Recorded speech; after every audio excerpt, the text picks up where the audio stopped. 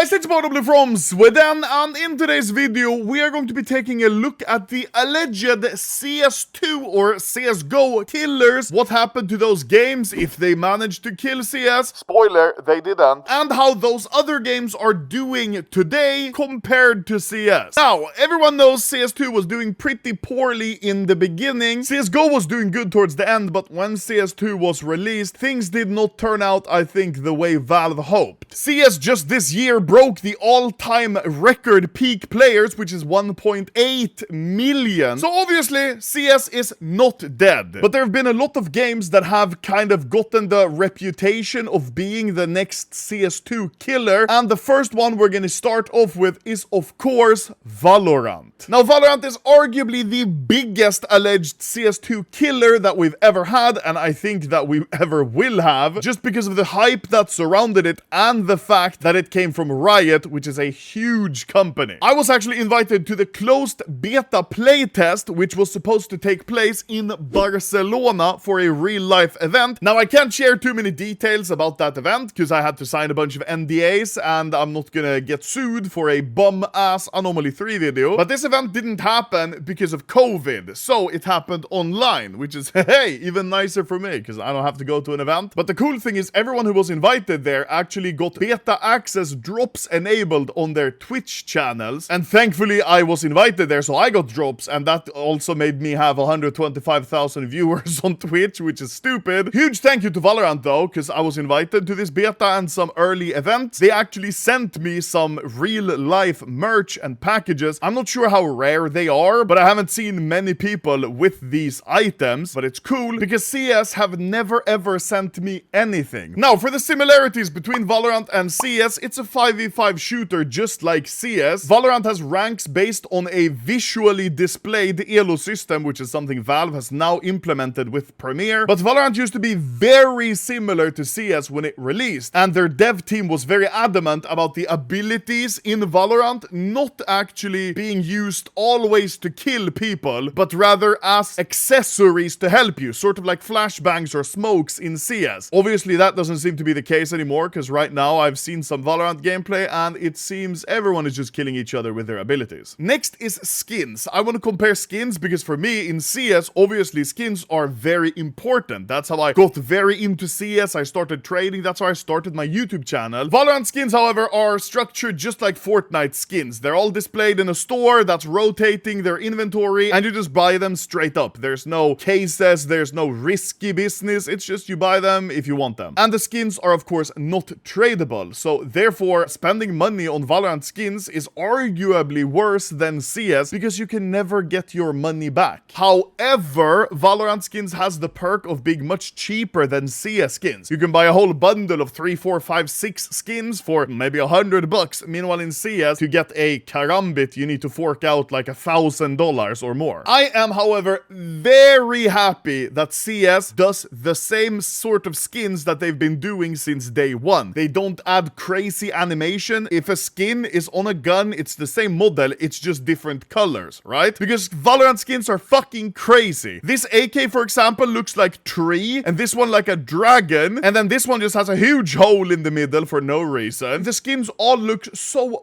wildly different because the model for each skin is completely different, and that's something I don't like at all, and obviously you can't trade them as well. Now, comparing the pro scene, the Valorant pro scene is obviously huge. It's got thousands of tournaments so far. I mean, you can see the Valorant events here. There's literally 20 ongoing tournaments and thousands of completed tournaments so far. And Valorant also has their own major, the VCT, where the prize pool is a lot higher than CS prize pool at $2.25 million. That's $1 million more than CS most recent Austin major tournament.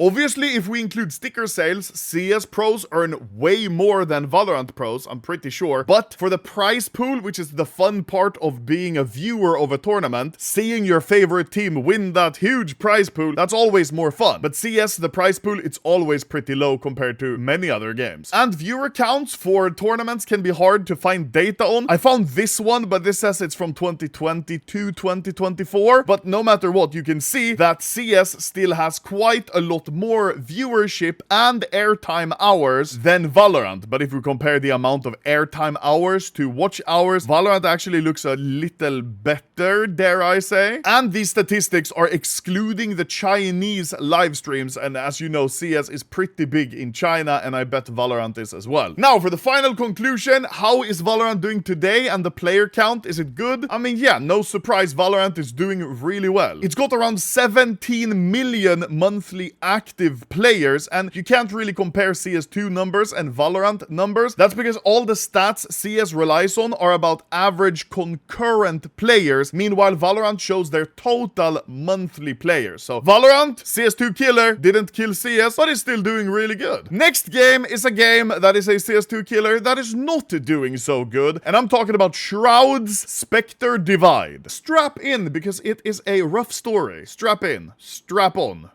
Now, if you don't know what Spectre Divide is, I did actually play it in a full video on my Anomaly 3 channel. It was considered kind of a CS2 killer, not at all on the same scale as Valorant, but people definitely thought it could impact CS. And just like with Valorant, I was invited to the pre-release closed beta playtest of the game. I guess I am just hashtag that fucking guy. The studio behind the game, Mountaintop Studios, got $60 million in funding, and that's when Shroud joined, of course, as the company's lead gameplay advisor. He probably had quite a bit of input on how the gameplay should feel. Now, Shroud being part of a competitive shooter first person, being the lead gameplay advisor, got a lot of people excited and interested about the game because of Shroud's knowledge of CS, how competitive shooters should work, and how to wrap it all into a nice game. For the similarities, they were actually very similar. Competitive shooter with economy management. I forgot to mention that for Valorant as well. Valorant also has economy management, which seems to be the case for many of these competitive CS2 killer shooters. Spectre Divide also has 2 sites for the bombs, and in Spectre Divide the bomb wasn't called bomb, it was called the Zeus, which is weird. It was very obvious that the developers, and I guess Shroud as well, wanted to mimic the playstyle of CS and Valorant, and I guess Shroud also tried to make it feel very accurate to CS. The biggest difference was that Spectre Divide was not a 5v5,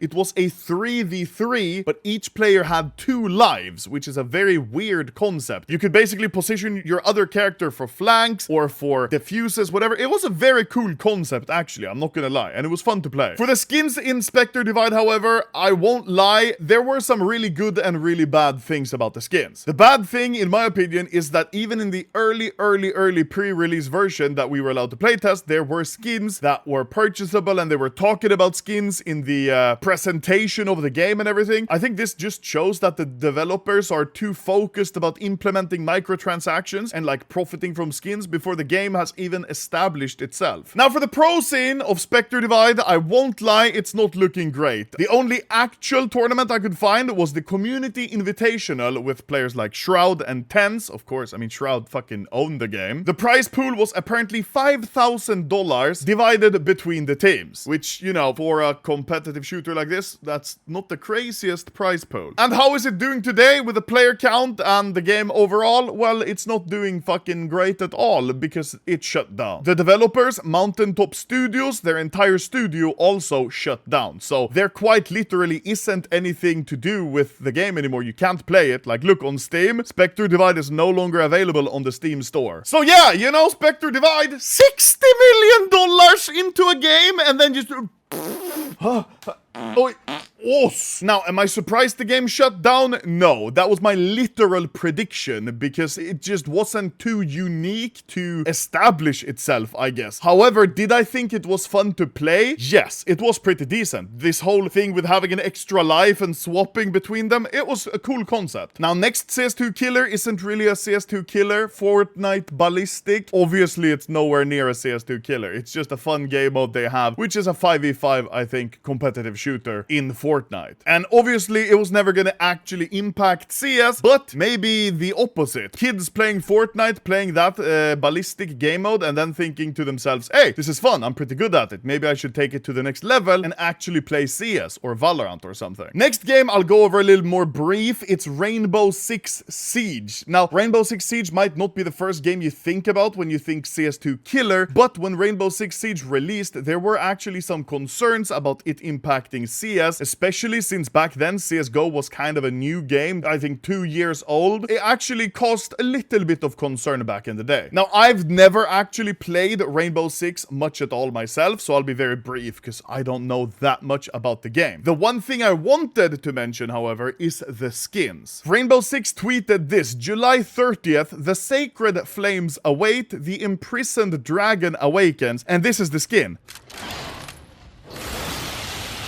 What the fuck? They got 5.3 thousand likes on their tweet, but I ratioed their goofy ass by retweeting it saying, thank God CS2 knows what not to do with skins, getting 7.4k likes. Successful ratio. Now, I'm not gonna lie, these skins look like shit. I'm so happy once again we don't have skins like this in CS. This just makes it look way too goofy. For Valorant, I mean, I guess that's the way they're taking it, but Rainbow Six Siege, I thought that was kind of a bit more realistic of a game. I don't know. I think skins like these are completely fucked though. And finally, the last game on my list, that is the actual only game that kind of can kill CS2, which is CS2. Now, recently, we've gotten some pretty good updates for skins and gameplay, like the armory pass and the animation overhaul. I still think we're lacking heavily in the gameplay and content department, but it's much better now than it was like a year ago. Now, however, we are back with good updates, so hopefully we'll have 10 years of CS2, just like how we had 10 years of CSGO. And to just summarize, I don't think CS is gonna kill CS because the CS community is so loyal to CS, which is pretty nice. I hope you enjoyed the video. Now...